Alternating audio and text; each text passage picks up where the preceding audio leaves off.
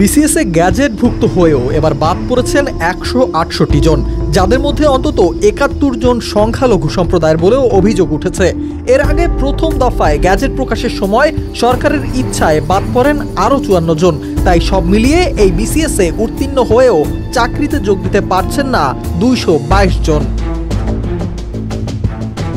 এদের মধ্যে প্রথম দফায় গ্যাজেট হওয়ার পর তাদের পুরনো চাকরি ছেড়ে দিয়েছে সুপারিশপ্রাপ্ত অনেকেই। বেশিরভাগই মনে করছেন কোনো ব্যক্তি বা গোষ্ঠীর খামখেয়ালিপনার শিকার হয়েছেন তারা।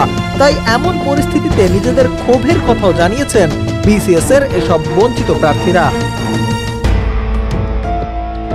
গ্যাজেট প্রকাশের আগে পুলিশ ভেরিফিকেশনে অল্প সংখ্যক প্রার্থী বাদ পড়লেও গ্যাজেট প্রকাশিত হওয়ার পর ফৌজদারি অপরাধ না করে বাদ পড়ার এমন ঘটনা বিরল বলেই জানাচ্ছেন সংশ্লিষ্টরা। তাই পুলিশ ভেরিফিকেশনের শেষে নিয়োগ পাওয়ার পর এত বিপুল সংখ্যক ব্যক্তিকে বাদ দেওয়ার ঘটনাকে নজিরবিহীন রেকর্ড হিসেবে আখ্যায়িত করছেন অনেকেই।